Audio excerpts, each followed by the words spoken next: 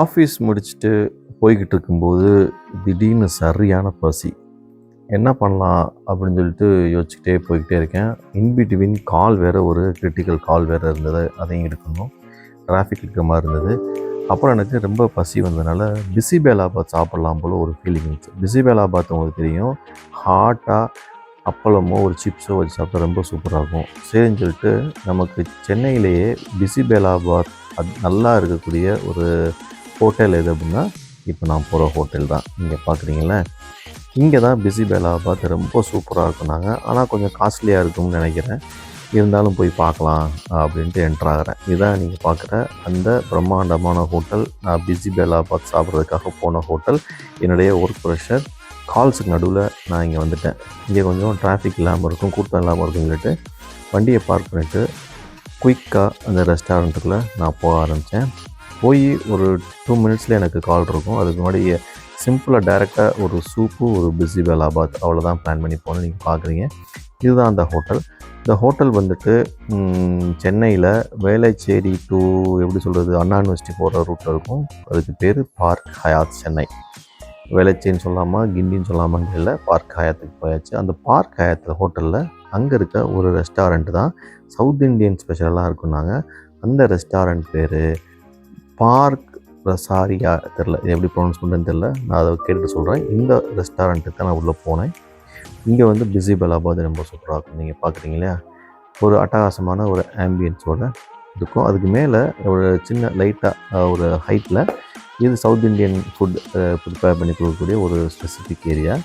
அங்கே தான் வந்து உட்காந்தேன். அப்படி உட்காந்துட்டு இதான் நான் உட்காந்த டேபிள். பிசிபேலாபாத் ஆர்டர் பண்ணிவிட்டு ஒரு சூப்பையும் ஆர்டர் பண்ணிவிட்டு டக்குன்னு டைம் ஆகிடுச்சு. சரி, நம்ம கால் எடுத்துடலாம் அப்படின்னு சொல்லிட்டு அந்த காலை ஓப்பன் பண்ணி அந்த கால் இமெயில் எல்லாத்தையும் எடுத்து ஒரு குயிக்காக என்னென்ன செய்யணுமோ எல்லாத்தையும் செஞ்சு முடிச்சிடலாம் சொல்லிட்டு எடுத்தேன். ஸோ சில டைம்ஸ் பார்த்திங்கன்னா இந்த ஸ்பைசி ஹாட் ஃபுட்டு வந்து ரொம்ப மைண்டுக்கு ரிஃப்ரெஷ்ஷாக இருக்கும். அதனால தான் என்னமோ தெரியல, எனக்கு இன்றைக்கி வந்துட்டு பிசிபேலாபாத் சாப்பிட்ணுன்னு ஆசையாக இருந்தது. அது கொஞ்சம் ஸ்பைஸியாகவும் இருக்கும், நல்லா ஹாட்டாகவும் இருக்கும். அதனால் அதை ஆர்டர் பண்ணி இன்றைக்கி சாப்பிட்லான்னு சொல்லிட்டு ஒரு முடிவு எடுத்து வந்தேன். ஆர்டர் பண்ணிட்டேன். அதுக்கிடையில் இமெயில்ஸு எல்லாத்தையும் செக் பண்ணிட்டு கால்ஸையும் முடிச்சுட்டு க்ளோஸ் பண்ணிவிட்டு வெயிட் பண்ணிகிட்டு இருப்பேன் நம்ம சாப்பாடு வரும்னுட்டு. நீங்கள் கேட்கலாம், எதுக்குடா சென்னையில் இவ்வளோ பெரிய ஹோட்டலுக்கு போய் ஒரு பிசிபேலாபாத் சாப்பிட்றீங்கன்னு. நம்ம செக் பண்ணும்போது எங்கே தான் பெஸ்ட்டாக இந்த ஃபுட்டு கிடைக்கும், யார் இந்த ஃபுட்டை இருக்கிறதுலே டாப்பாக ப்ரிப்பேர் பண்ணுவாங்க அப்படின்னு சர்ச் பண்ணி பார்க்குறோம். அப்போ இந்த ரிசல்ட் வருது, இந்த ஹோட்டல் வருது. அதனால தான் இந்த ஹோட்டலுக்கு வந்தேன்.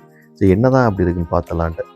ஆனால் இன்னொரு விஷயம் என்னென்னா, நான் போய் செக் பண்ணேன் பிசிபேலாபாத்தோடைய ரேட்டு. இது கேட்டால் ஆடி போயிடுவீங்க. கிட்டத்தட்ட 890 ருபீஸ் ஒரு பிசிபேலாபாத் வந்துடுச்சு நம்ம ஃபுட்டு. அதோடு சேர்த்து நான் ராமன் சூப்பும் வந்து ஆர்டர் பண்ணியிருந்தேன். அது நூடுல்ஸோடு சேர்ந்த ஒரு சூப்பு, அது ஃபஸ்ட்டு வந்துடுச்சு. ஸோ கால்ஸ்லாம் முடிச்சுட்டு ஒரு இந்த சூப்பை டேஸ்ட் பண்ணி டோஃபு, இன்றைக்கி வந்து வெஜிடேரியனாக போயாச்சு, நான்வெஜ்ஜு கிடையாது. ஸோ ராமன் சூப்பு வந்துட்டு வெஜ்ஜிலும் இருக்குது, நான்வெஜ்ஜிலும் இருக்குது. டோஃபுலாம் போட்டு அழகாக சின்ன நூடுல்ஸ் வச்சு ஊற்றுறாங்க பார்த்தீங்களா. இது எல்லாம் சைனாக்காரங்க சாப்பிட்ட சூப்புன்னு நினைக்கிறேன். இது கொஞ்சம் ஹாட்டாக இருக்கும். ஸோ இன்றைக்கி எல்லாமே நான் வந்துட்டு ஸ்பைஸியாக ஹாட்டாக குடிக்கிற மாதிரி தான் பிளான் பண்ணுறதுனால இந்த சூப்பை டேஸ்ட் பண்ணியாச்சு. இந்த சூப்பை டேஸ்ட் பண்ணி முடித்து நம்ம ப்ரிப்பேர் பண்ண உடனே சிறிது நேரத்தில் நம்மளுடைய பிசிபேலாபாத் வந்துட்டார். இதுதான் நான் இன்றைக்கி பிளான் பண்ணி வந்த பிசிபேலாபாத்தும் பொட்டாட்டோ சிப்ஸும் பக்கத்தில் இருக்குது. இந்த பிசிபேலாபாத் பார்க்குறதுக்கு பிசிபேலாபாத் மாதிரி தான் தெரியல, பார்க்குறதுக்கு இருக்குது ஓரளவுக்கு. இதுதான் அந்த குவான்டிட்டி, ஒரு ஆள் சாப்பிட்ற மாதிரி நல்லா இருந்தது. பக்கத்தில் அவங்க சிப்ஸ் வச்சுருந்தாங்க, உருளைக்கிழங்கு சிப்ஸ் வச்சுருந்தாங்க. ஜென்ரலாக அப்பளம் இருக்கும், அந்த சிப்ஸை வச்சு வேகமாக சாப்பிட்டேன். அவ்வளோ ஹாட்டாக இருந்துச்சு, அவ்வளோ டேஸ்ட்டாக இருந்துச்சு. நமக்கு இந்த மாதிரி ஒரு ஒர்க் ப்ரெஷரில் நமக்கு பிடிச்ச ஃபுட்டை ஒரு ஹை குவாலிட்டியாக ஹையாக ப்ரிப்பேர் பண்ணி கொடுத்தா எப்படி இருக்கும், அந்த இடத்துல தான் நான் இந்த டேஸ்ட்டையும் இந்த சுச்சுவேஷனையும் ரொம்ப சூப்பராக என்ஜாய் பண்ணேன். முடிஞ்சால் நீங்களும் இந்த மாதிரி உங்களுடைய செலெக்ஷன் வைக்க பாருங்கள், எவ்வளோ ஹாட்டாக இருக்குன்னு போய் சாப்பிட்டு பாருங்கள், கண்டிப்பாக பிடிக்கும். ஸோ இந்த மாதிரி ஒரு ஒர்க் ப்ரெஷரில் நமக்கு பிடிச்ச ஃபுட்டை சாப்பிட்றதுல ஜாலி தான்.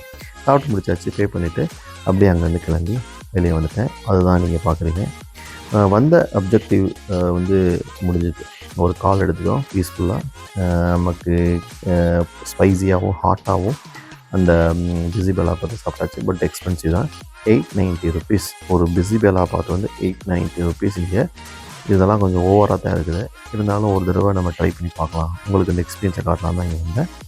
சாப்பிட்டு முடிச்சுட்டேன். இந்த வீடியோ பார்த்ததுக்கு ரொம்ப நன்றி. எல்லா வீடியோவும் ஃபாலோ பண்ணுங்கள். தேங்க்யூ. பபாய்.